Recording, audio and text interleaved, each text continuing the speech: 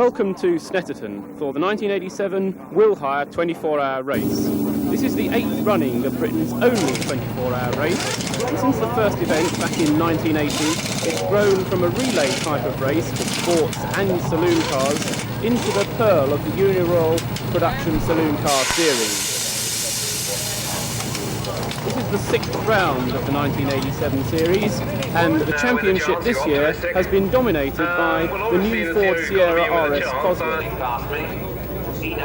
During this film, we're going to be following the progress of car number 18, the Equati-sponsored car being driven by Jerry Marney, having his first season of racing in Class A of the championship, and journalist Mark Hales. Another serious driver in this year's race is Vic Lee, here in conversation with fellow competitor Andy Ackley. Vic is driving the VW Golf GTI, which he will be sharing with Jeremy Rossiter, who normally drives a similar 16-valve Golf against Vic, and Gary Isles, who's a regular competitor in the British Formula 3 Championship. Before the race, we spoke to Vic Lee to find out if he's competed in the Willhire 24-hour race before. No, it's not the first Willhire. I done it last year in somebody else's car, and I done it the year before in somebody else's car. So it's the third one. But this is the first time in your own? First time we've decided to take it all on board ourselves, run it ourselves and find our own drivers, yes. And how much preparation did you have to put in before the event? Quite a lot, because obviously, like, what you've got to realise, in 24 hours the car's possibly going to do something like 2,000 miles of hard driving. It's not sprint speeds, but it's not far short of what you were doing in a normal sprint race. So if you can imagine what you do in between races week to week, you can imagine that the car has to be really sort of stripped, all bushes, bearings, checks, things that are liable to let you down. What you've got to remember is obviously a lot of the bends are all right-hand bends. So, you know, you're putting a lot of pressure on all the wheel bearings and joints and that. So it's virtually, we build the car like from scratch again. While we're watching the pace lap from Jerry Marney's Sierra Cosworth, let's hear how much preparation has gone into his car. Well, we put a fair bit of preparation into the race. 2 weeks before the race, on the press day, as you probably know, we rolled the car, which set us back a bit, or rather my co-driver rolled the car. But everything's looking good anyway, so we're quite happy with the way the car's gone together. The pace car has pulled off, and the cars are coming through Rossall for the start of the 1987 Willhire 24-hour race. And the conditions are appalling. It's the first time in the history of the event that it's been wet. Just look at the plumes of spray coming off the cars as they jostle for position going into Richards. Vic Lee, from your position on the 10th row, what were the conditions like out there? It didn't worry me. It made it more interesting really, because obviously, like, it's a class race, so you've got the Sierra Cosworths that are, you know, they've got a lot of power down the straights. They're normally like gone. So, you know, when you've got a class structure, you've got like up to 2 litre, 2.5 litre, up to 1600. These cars are very quick in the wet because they can, you know, they can keep the power down. They haven't got to be careful how they accelerate. Everything's like for their advantage. So obviously if it had carried on raining, I think there would have been something like a class maybe B, C or D leader. And I think it made the race a lot closer. Well, the cars are now on their second lap and they're frantically dicing for positions as if it were a 10-lap race. Although the rain has stopped, the track is still very wet. During practice, the conditions had been even worse, causing the first session to be abandoned, and the second practice session was also delayed by rain. As a result, many of the smaller cars were ahead in the early stages of the race of the bigger, more powerful Sierra Cosworths. Starting from the second row of the grid was the Sierra Cosworth of David Yates, Graham Scarborough and Stuart Graham, being driven in these early stages by Graham Scarborough, and he led the race early on. The Equati Sierra Cosworth in second place. Rob Gravitt, driving with Graham Hathaway and Phil Bullman, started the race from pole position, but then settled down to run the race at a more conservative pace. In a similar car, sponsored by Mobil One, our TV personality Mike Smith and Lionel Abbott. They won the race last year, driving a Ford Escort RS Turbo, which had an absolutely faultless run to the checkered flag, while other teams struck problems. They're hoping for similar good fortune this year.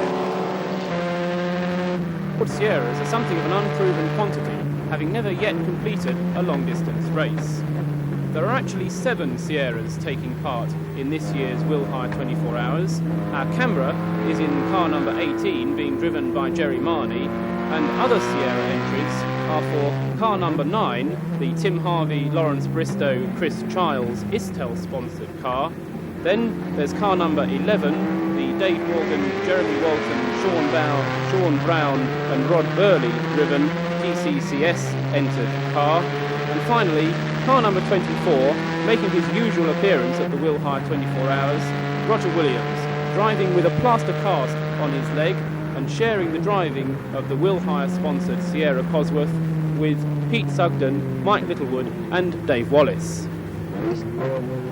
Also in Class A are 2 Mitsubishi Starion Turbos, one being driven by Colin Blower and Tiff Needell, Tiff who had just returned from Le Mans to take part in his second 24-hour race on successive weekends. The other Mitsubishi being driven by Chris Sanders, Tony Dron and Jonathan Buncombe. Our other camera is in Vic Lee's Golf GTI just in front.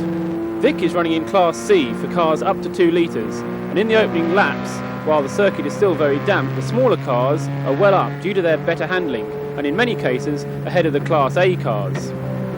The leading contenders for the Class C spoils, apart from Vic Lee's Golf GTI of course, is the similar car of number 81, John Morris, Bob Meacham and Barry Williams, which started from the 3rd row of the grid and leads the class at this early stage of the race, and another Golf being driven by Demon Tweaks man Alan Minshaw, driving with John Brindley and Paul Taft.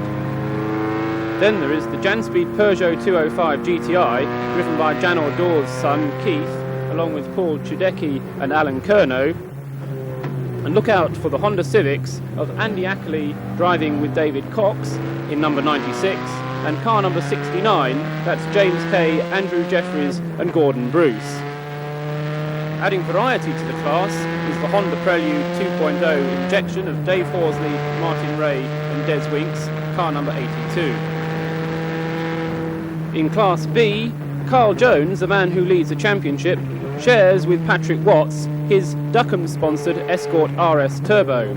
However, he has a very strong entry to contend with.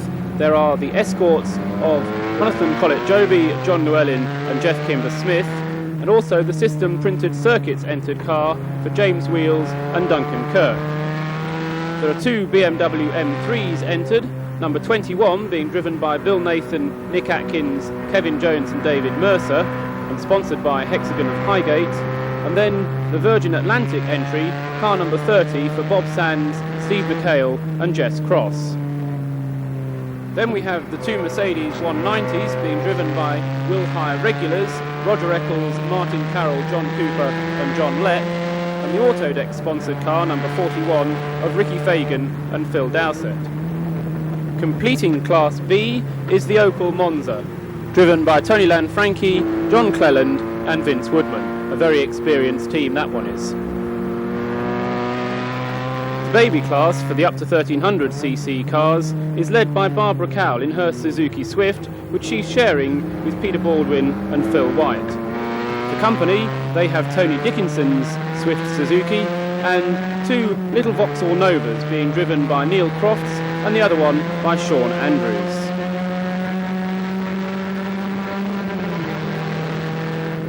As conditions dried, the Sierras were able to assert their power advantage over the smaller cars, and a terrific battle for the lead developed between Rob Gravitt and Mike Smith. Here, coming through the bomb hole, nose to tail, away, accelerating away, up towards Russell and into Russell, still nose to tail. Mike Smith pressing on as hard as he can to try and get ahead of Rob Gravitt, who leads across the line. Now from the inside of Jerry Marney's car, we see coming into the S's, left, the track drying out now, encouraging drivers to press on just a little bit, going across to the second apex, turning to the right. Whoops, what's this? Minshaw's spun off. Minshaw reverses out of the way. Jerry Marn is able to continue happily on his way. Let's have a look at that from the outside. There we see Minshaw revolving round, doesn't hit anything, reverses out of the way of the Sierra as it comes past, and then just waits for a gap in the traffic, and he's able to rejoin. He's lost a few places, but he's still on the track and motoring on. So conditions improving all the time. One has to be careful though, as Alan Minshaw has proved, not to overdo it too much. The rest of the cars really beginning to bunch up now as the conditions do dry out, enabling drivers to improve upon positions maybe that they lost out on when conditions were a little bit wetter, particularly the more powerful Sierras there, the Istel car going through, also Dave Morgan's going through there, the Cosworths having lost out earlier on. Now here's Carl Jones. He's already had a pit stop to have a front wheel replaced after he had a spin and damaged it, hitting a curb. He's now trying to chase up, making up places through the field, having had that stop. There he is coming now into Riches, making up ground now, the championship leader looking for places. Vic Lee has also had problems. He's been into the pits. What were your problems, Vic? So unfortunately we had trouble with an oil cooler at Union, just tore off the top of the oil cooler which dumped all its oil everywhere. So unfortunately we had to come in and change the oil cooler. Was there any damage to the engine? We hope not. It surged a lot coming through Coram and it was going down to about 20 pounds. But luckily, just as I came up the pit road, the oil light come on and there was absolutely no oil in the car when we got here. But it seems all right now. It's holding a constant 75. It's not fluctuating. So fingers crossed. I don't think it done any damage. And then an early regular pit stop due to tyres? No, the earlier regular pit stop was the seatbelt come undone. I was going to stay out there, but I couldn't hold myself in the seat, and there was not enough time anywhere to sort of actually do the seatbelt back up. So I thought it'd best if I come in, do it all up, and then it came undone again. So I got the fastest lap with no seatbelts on.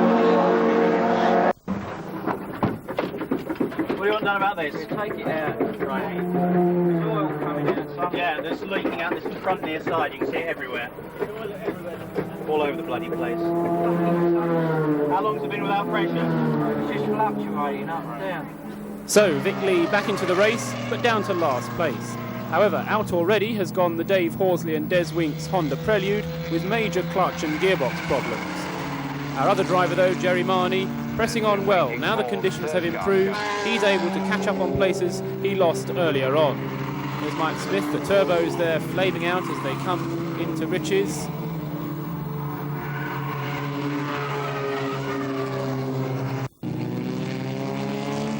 The marshals checking everything is in order, and now they're out on the long Revit straight, the fastest part of the circuit. Just look at the acceleration of these Sierra Cosworths. It's Dave Morgan's car, you can see, going even quicker than our helicopter can. And look down there in the background as well at the village of tents that has sprung up in the central area of the Snetterton circuit. A real family occasion, the Willhire 24 hours. Barbecues being set up there, although the weather not quite as good as it might be for that kind of thing. 2.5 hours into the race now, and we've got the first of the scheduled pit stops. It's Rob Gravett into the pits to hand over to Phil Bullman, and the car is moving. It's off back into the race. There's Bullman at the wheel as he heads off back into the race.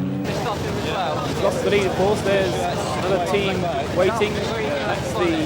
There's the Dave Morgan car coming into the pits, and just in behind him is the other Aquati sponsored car. This is Jerry Marnie, who's going to hand over to Mark Hales. Mark Hales already strapping himself into the seat there. The bonnet is up. The mechanics there checking the brake wear, bolting the wheel nuts back on. All four wheel nuts, of course, having to be bolted back into place. The final turn on the spanner. Up on its jacks. There's Jerry just getting out of the car, a little bit hot and bothered. He'll be glad of the rest. The engine can start. The car will be out in just a few seconds now. Up on the jack, coming down off the jack. Hydraulic jack. Mind your feet, gentlemen. Final tighten of the wheel nuts. So Mark Hales ready to rejoin for the Aquati team, number 18. There he goes. Tyre-wise, no problem. Left rear's a bit down, but it's not, impossible. Could go 2 sessions, especially if it's wet. I think it'd go probably 2 and a bit.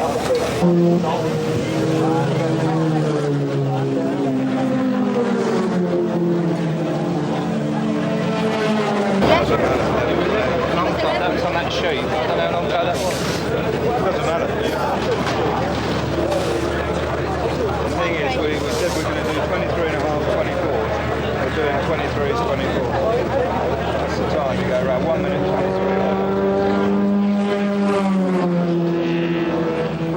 23. Jerry Marney there talking to his sponsors, the managing director of the party, and there's Mark Hales out on the circuit going well in the number 18 car.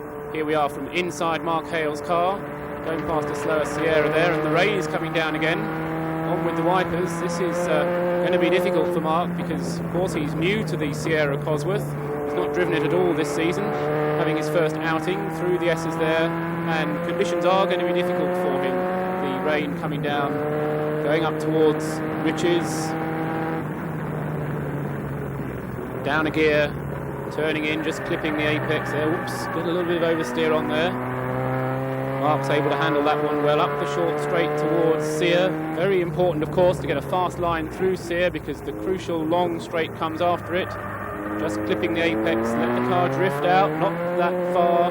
Woof, managed to get it back eventually there, Mark. And here we go, down the straight, trying to catch up with those cars in front. But the conditions very tricky out there. Here we are from the air, and Vic Lee there in the Golf, the second of the 2 cars down below us. Vic closing on the Honda Civic just in front of him.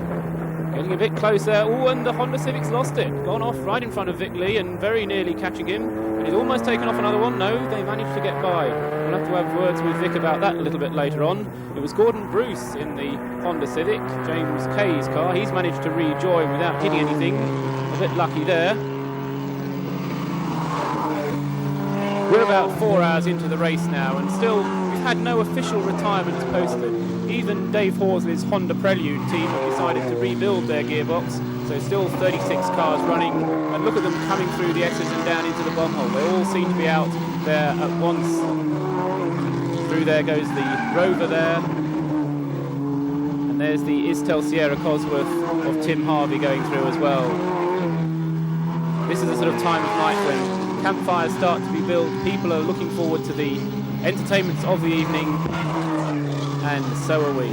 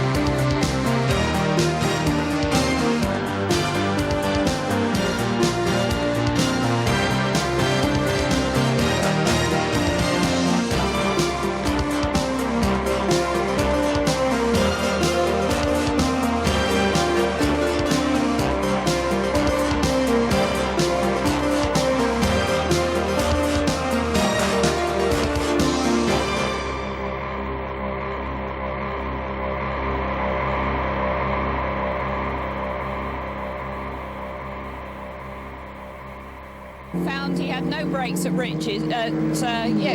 Russell. So he went straight across the top, and the drive shaft finally broke at Sear. He coasted to a stop at Sear, and he got out, kicked it, swore at it, rattled it, did anything he thought he could do, and something just cogged in, and he managed to get back.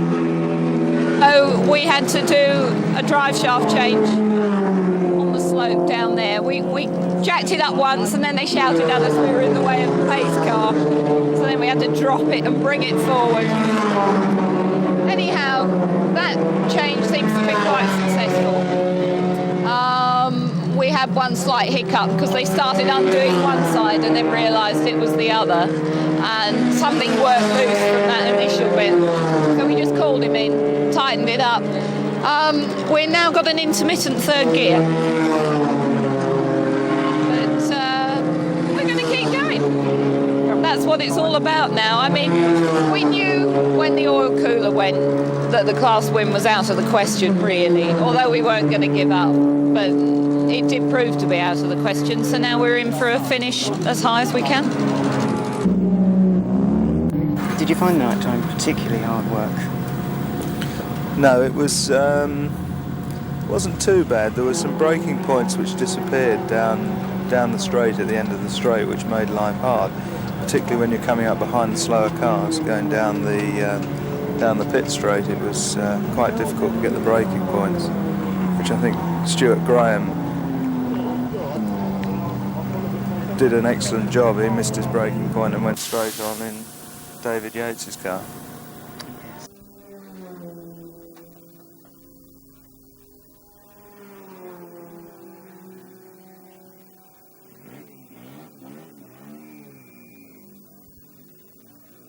Yeah, not feeling tired? No, not yet. But a bit later on, maybe. It's quite hard work, hot work. Oh, I guess, yeah.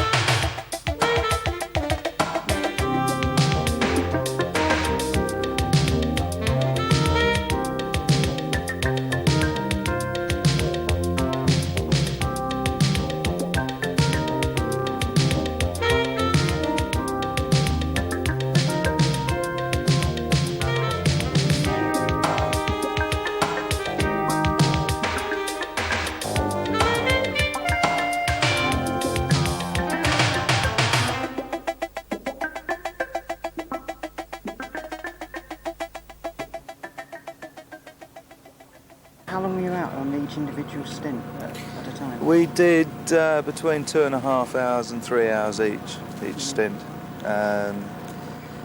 Probably the hardest time for me was early in the morning, I would think, probably. And do you find that you were perhaps dropping off at the wheel, or just hard work? No, not dropping off at the wheel. I found my left leg was seizing up on the clutch with the amount of gear changes, my knee in particular. Did you get any sleep at all in the 24 hours, or did you just go straight through? No, it was. I tried to relax. It wasn't possible to sleep. I probably slept or dozed for about half an hour. That wasn't because I was worried about Mark, who drove the car with me. It was because really you are quite keyed up, and it's not possible to unwind totally. But if you lie down and just close your eyes, it's good enough, you know. We're not doing too bad. One guy, poor Ray there, has really worked his butt off, which is the politest way I can say it. Really, we've got past the stage of severe fatigue now, and we're just bloody determined it's going to get to the end of the race, quite honestly. The next driver in will be Gary Isles. And we've only changed one set of rear brake pads in the whole race, and that should take us through to the finish. So hopefully, I don't really want to say it, but let's hope the dramas are over. Fingers and anything else crossed, quite honestly. That's Carol Mason, the team manager of the White House VW team. And what she didn't say is during the night the Volkswagen has been hit by 7 cars, and they also had problems with the lights, so Carol's done a sterling job to keep that car on the road and in the race.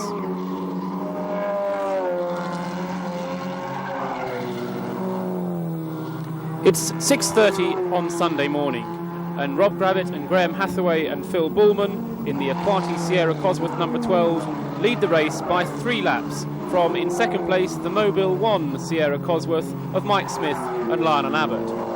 Just behind, though, on the same lap, is the other Aquati-sponsored car of Jerry Marney and Mark Hales. Fourth overall and leading Class B, the Virgin Atlantic-sponsored BMW M3, driven by Bob Stans, Steve McHale and Jess Cross.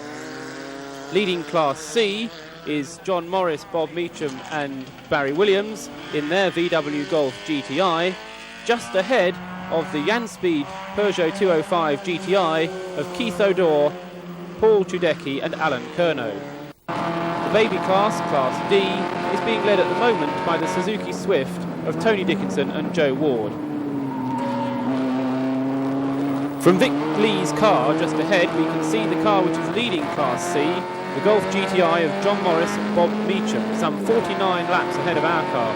That's nigh on 100 miles, and an indication of how quickly problems can delay a car almost completely out of contention. Despite this, we're trying to overtake. There goes Gary Isles, diving up the inside as we go towards the S's, clipping the inside there, the Mercedes just in front of us, careful not to lose it on the exit, but we're through, and ahead then of the class leader, although now only 48 laps behind. Lots of cars had problems during the night, most notably perhaps the Mike Smith and Lionel Abbott car just going through our shop there. Lionel Abbott was driving it during the night when they had a brake failure and went off at Riches. The car lost over half an hour while it was retrieved, taken back to the pits and repairs made. But since then, Mike Smith and Lionel have worked very hard at the race and are now have clawed their way back to a situation where there are just 3 laps behind the leaders. They were more lucky than was Stuart Graham, who also went off there and completely wrote the car off.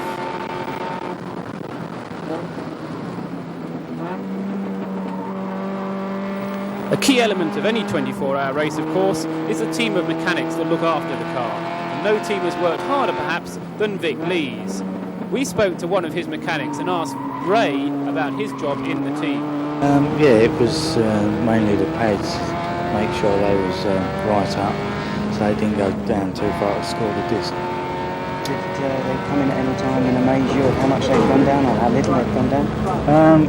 Well, we was roughly working it out, and it was taken to more or less every driver change, in a pad change, so it worked out pretty well. but the best bit was actually getting to the end. You know, achieving a position.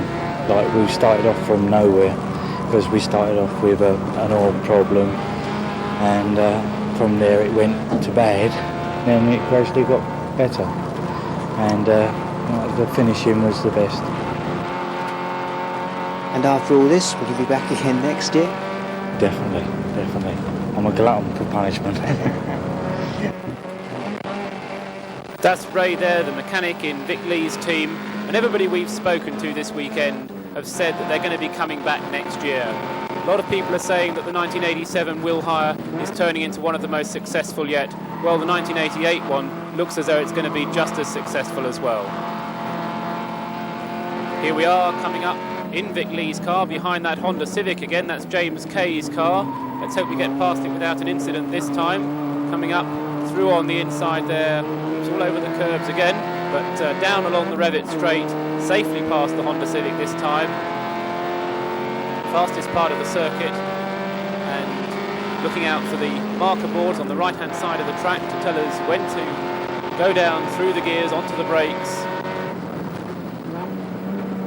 Coming up behind the little Vauxhall Nova here of Neil Croft's.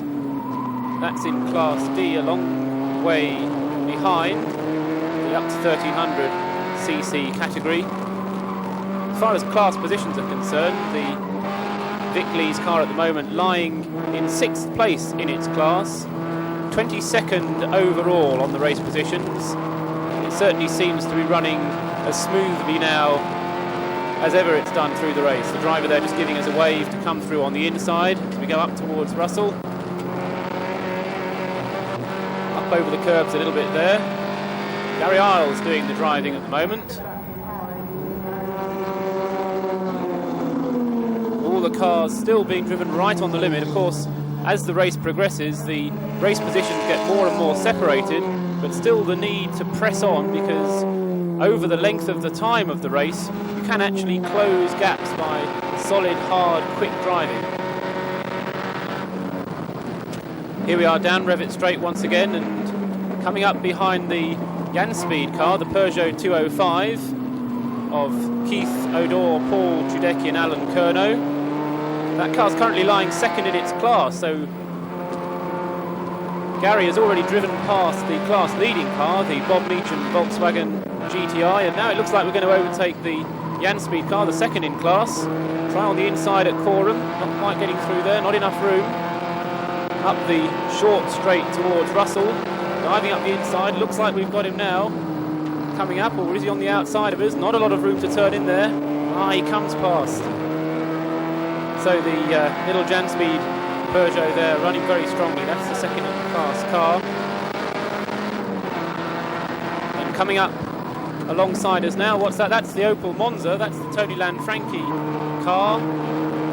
Vince Woodman and John Cleland sharing the driving of that car.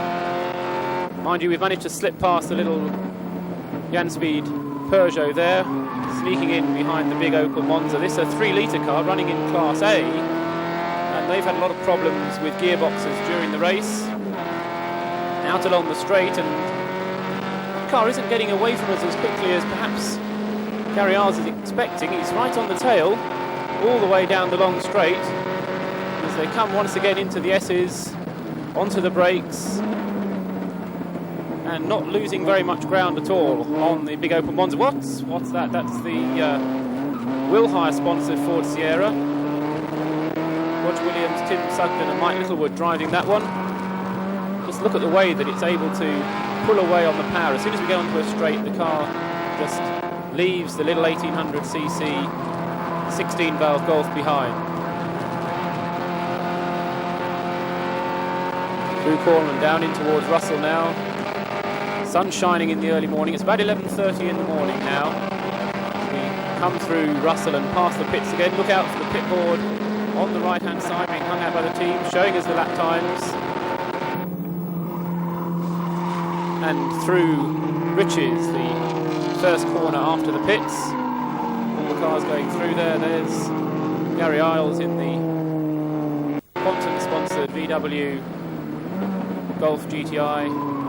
And through Sear once again onto the long Revit straight, and I think we're going to see nothing but a cloud of dust as the Willhire Sierra vanishes off. Yes, there's no going to be catching up with that one, but we're still not that far behind Lanfranchi's Opel Monza there. In fact, I think we're closing on it a little bit. Coming down Revit straight, past the marker boards again, into the S's, turning left, just clip the curve there and then back again to the right, and we're certainly closing on Lanfranchi. He was further ahead of us than that on the last lap.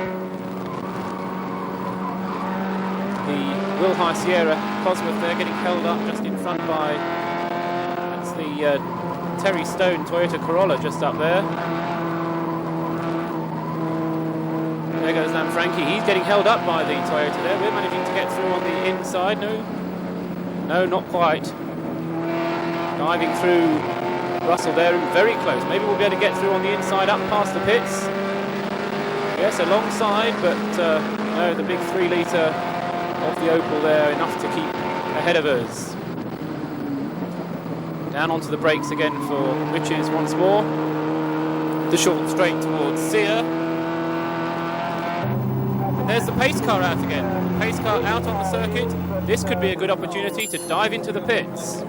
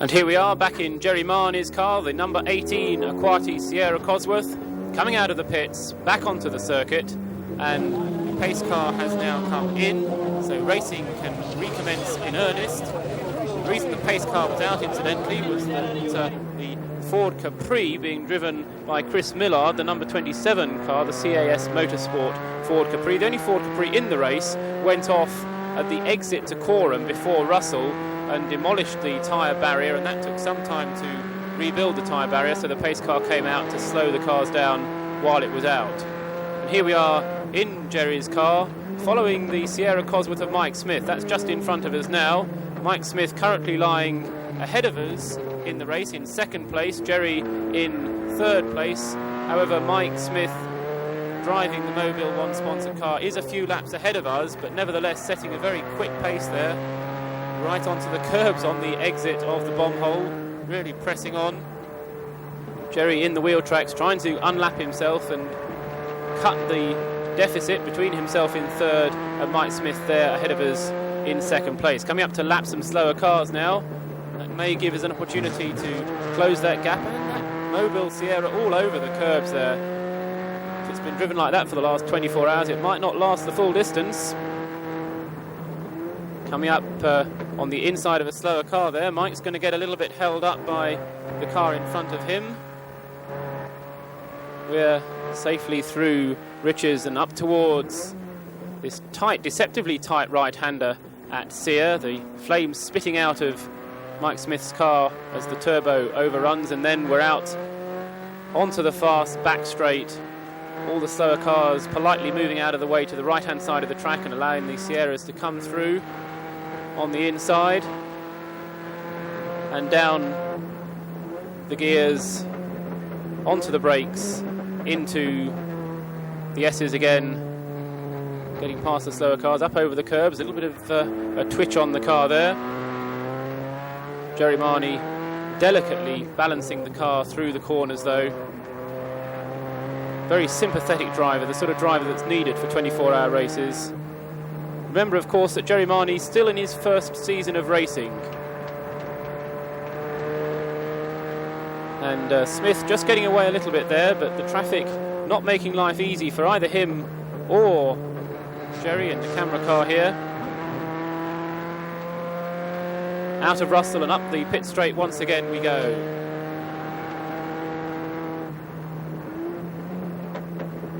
Into the braking area for Riches, and there is a lot of traffic about for this early Sunday morning.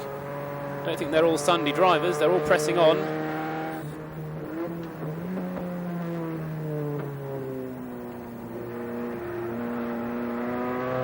But not everyone has to work flat out on a Sunday morning. Look at these two relaxing in the sun. And here's Rob Gravitt and Graham Hathaway in the pits. They're taking things easy at the moment. He's certainly had a heavy night. Right, you're 5 laps up on And the now second Mark place. Hales, how are you doing in the 4 laps race? down on second place. 4 laps down on second place, yeah. 5 laps down on the leader. And 5 laps up on the 4th place. I think so, yeah. I've only just got here. I've been trying to catch up on some sleep. So it's a nice comfortable margin to go out and Yeah, I mean, steady pace. we're going to see what gives. The front two are really going for it now, so who knows? Let's hope they may fall off and... Well, no, I don't wish that on anybody. No, they may burn up. They may burn up, yeah, and then that may give us a chance, but we may burn up. All right, we'll see you after the race. Yeah, Hope sure. it's a better position. Thanks a lot. All right. Tony, you're one of the only men that have competed in every Willhire. Yeah, that's right. At my age, why not? That's not bad going. You're going to complete in the 25th Willhire? Of course. Right. We hope, anyway. And we'll be here filming you. That will be lovely, and mate. you're still enjoying it? Yeah, look, it's still going. It's still going round. It's still not going bad for an old bucket. Are you talking about me in the car? Well, your word. That's true, actually. Will you be partaking of liquid refreshment at the end of the event? 1 or 3. Well, I'll buy you number 2. Thank you very much. Thanks a lot. And here's Jerry Marney into the pits in the Aquati Sierra Cosworth. It'll be the last pit stop for this car, the number 18 car, handing over to Mark Hales. Just a little top up of oil there, just to check that nothing goes wrong on the last stint. Checking the brake pads. Yes, they're going to do another brake pad change. Brakes have been a problem in this 24-hour race, and there's another change of pads there. The car coming down off the hydraulic jacks. Hands go up, and from the car we can see there the signal being given to go back out onto the circuit with Mark Hales at the wheel. This car in 3rd place still. Sierra Cosworth actually filling the first 3 places, 1st, 2nd and 3rd. And back onto the track then, Mark Hales goes on his way, and as he goes on his way, we asked the race leader, Rob Gravitt, how stressful he found the race. No, I found it quite tiring in actual fact, very mentally stressing, especially the first run, the first 2.5, 3 hours.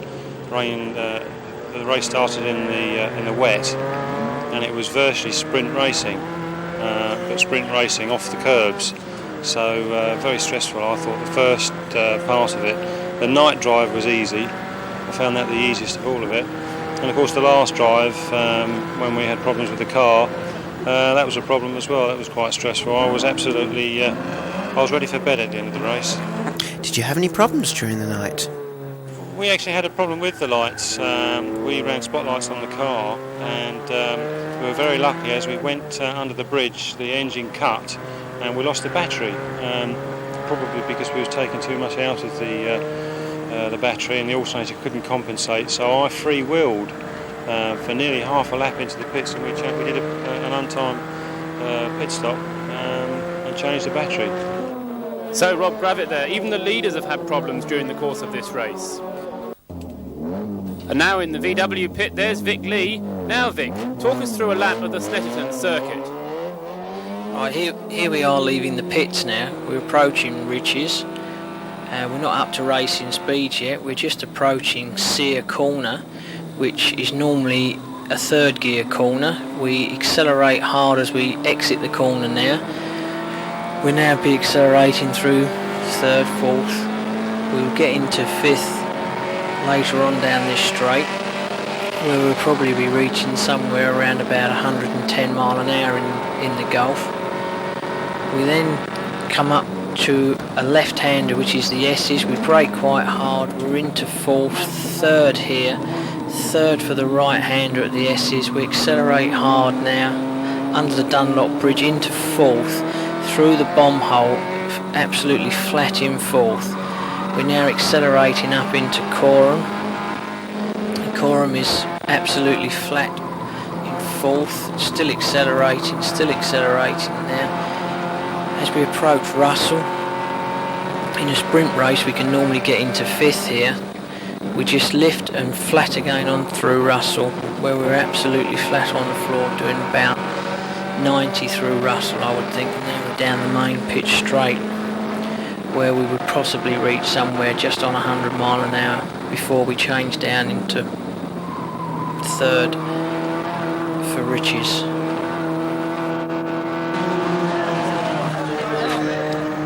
Right. Are you ready, Paul?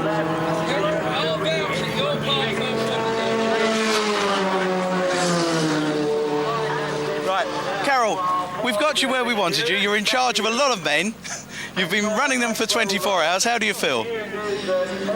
I'd have to think of something ladylike to say about that, and I really can't. I'm very tired. Very tired. You should ask her, how do the men feel? Thank you, Mr. Lee. She's been touching enough of us. You were always willing to get hold of the wheel nuts when they came in. They were a bit hot sometimes, I must admit. Juggling hot wheel nuts at 5 o'clock in the morning is not really my idea of a lot of fun. Anyway, after having had so many problems, you're still looking fit. You're still surviving at the 23rd hour. How do you think you're going to finish in the 24th hour? Well, we've made it onto the master scoreboard, I'm pleased to say. We seem to be creeping up the odd place. So we'll be in there at the finish, and grateful to have a finish. Reasonable. All right, and we'll see you again next year? Definitely. This is not the way that we know it, Jim. He likes to have Klingons on the starboard bow sung to him at 6:30 in the morning. No answer to that, Vic? He can't even remember it. I remember something coming over the radio, and then I switched it off. Oh, Vic, I can now ask you at this moment. You had a slight moment last night. Your front bumper managed to catch the back end of a Honda, was it? When we were in the helicopter watching you? No, I think you've got that all wrong. I was coming through the bomb hole, and I was really going for it. And this Honda was doing a 3-point turn. And he actually reversed into the front of my car. So we're going to go and see him later on, because obviously, it's done quite a bit of damage. So, no, we never touched him. Oh, no, so no. What we saw from the helicopter directly above was a mirror image or something? Yeah, when you're looking down on something, it's actually reversed, you see. So, he did back into us. We'll make a note of that on the film. If you could, because, I don't want to get this reputation that I keep hitting people. What you must remember is people hit me. OK, Vic, thank you.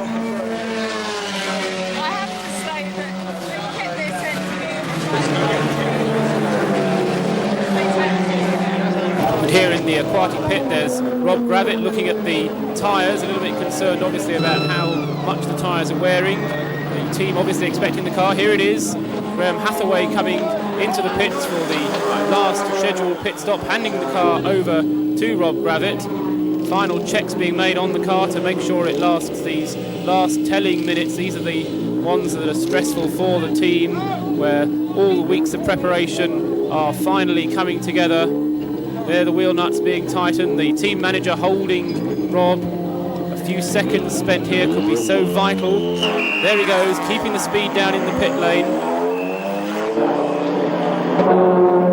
You're doing fantastically well for the first endurance race. Yeah, well, it's not just me, Mark as well. We're working together well.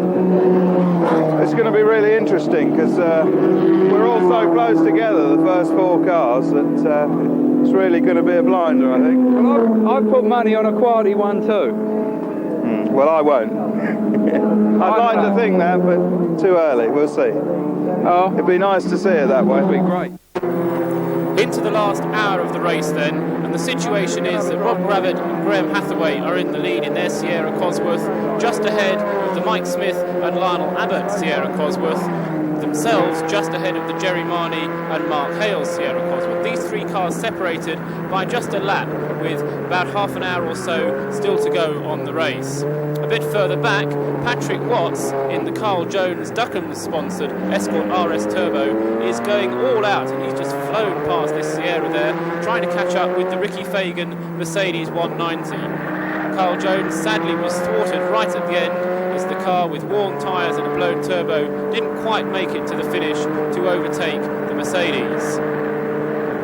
Here though is Mark Hales at the wheel of the currently third place car, pressing on past James Kay's Honda Civic into Russell once again. The traffic very heavy, as there's been remarkably few retirements in this year's Willhire. Up the pit straight they go, lapping the back markers, close in behind the Rob Gravitt car there.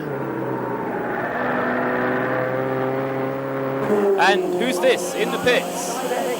It's a brake problem for somebody. It's Mike Smith, it's the second place car. Mike Smith and Lionel Abbott into the pits with a broken front hub on the Mobile One sponsor car. There's Mike Smith. He must be very disappointed. They won the race last year.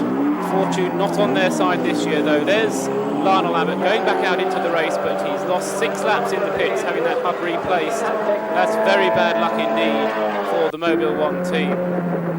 So that's elevated Mark Hales here in the Aquati car to second place. So now the Aquati cars first and second, and running first and second on the road. That's Rob Gravitt just ahead in the number 12 car, out of the bomb hole on another lap. And the fairy tale finish for the Aquati cars looks as though it's going to be on. We're approaching 4 o'clock now. The end of the race is in sight. There's John Nicol with Roger Williams, the man who really has made the Willhire 24-hour race what it is. The cars pressing on through Russell Curve. Still right on the limit, although there really is just a few minutes to go before the checkered flag comes out. And as they come up to the checkered flag, it's going to be Rob Gravitt winning the 1987 Willhire 24-hour race. In second place, Jerry Marnie in the number 18 Aquati Sierra Cosworth. Third, Mike Smith and Lionel Abbott in their Sierra Cosworth. In fourth place, and winning Class B, car number 30, the BMW M3 of Bob Sands. Fourth, number 41, Ricky Fagan, Phil Dowsett in the Mercedes 190. In sixth place, number 32, Carl Jones and Patrick Watts in the Escort RS Turbo. Seventh, Lawrence Bristow and Tim Harvey in their Sierra Cosworth. In eighth place, the Chris Sanders Starion Turbo. Ninth was John Morris in the leading Class C car, the VW Golf GTI. In 10th place, Keith Oda and Paul Chudecki in the Peugeot 205 GTI. 11th, Roger Williams in the Willhire sponsored Sierra Cosworth. 12th, Alan Minshaw and John Brindley in number 80, their VW Golf GTI. 13th, Tony Lanfranchi, John Cleland and Vince Woodman in the Opel Monza. 14th, Nick Bourne's Golf GTI. 15th, the Roger Eccles Mercedes. 16th, Terry Stone's Toyota Corolla. 17th, number 21, Bill Lathan's BMW. In 18th place, number 60, Alex Poston's Renault 5 Turbo. And in 19th place, Vic Lee, Jeremy Rossiter and Gary Isles at the wheel of the VW Golf GTI. Seen here receiving the award, the Helilink Determination Trophy for the best effort to finish. And what a well-deserved result that is for Vic, at least some reward for a very hard weekend's work. There's Jeremy Rossiter and Vic there receiving the award, Gary Isles in civvies. The team congratulating each other, and I'm sure there'll be congratulations to the team of mechanics at the end of the race. They'll be glad to get there. Here's Tony Lanfranchi, John Cleland and Vince Woodman to receive the GM Dealer Sport Vauxhall Opel Perpetual Trophy for the highest place Vauxhall Opel in the classification. And Tony Lanfranchi already easing down the liquid refreshment there. And Bill Cleland being brought in to congratulate John Cleland, his son, the General Motors Dealer Sport team are very close-knit, a very nice, happy family relationship in there. Tony Lanfranchi, one of the characters of the sport, he's enjoying himself. Hello, Tony. And now stepping up to receive the award for Class D, Tony Dickinson, Joe Ward and Tim Reed, the drivers of the Suzuki Swift. And winning Class C, the VW Golf GTI of John Morris and Bob Meacham. Winners of Class B, the BMW M3 of Bob Sands, Steve McHale and Jess Cross. And now stepping up to receive the Breckland Lodge Motel Trophy for the best prepared car and also second overall in the classification, Jerry Marney and Mark Hales, and they're as pleased as anything about that. And here, the overall winners, Graham Hathaway receiving his garland. There's the garland for Rob Gravitt, and Phil Bullman as well receiving his garland. The champagne shower, and what a shower, what a good race that was for the Aquati team. Rob Gravitt's team, a very successful one in the 1987 season. And the jewel in the crown of that, the Willhire 24-hour race.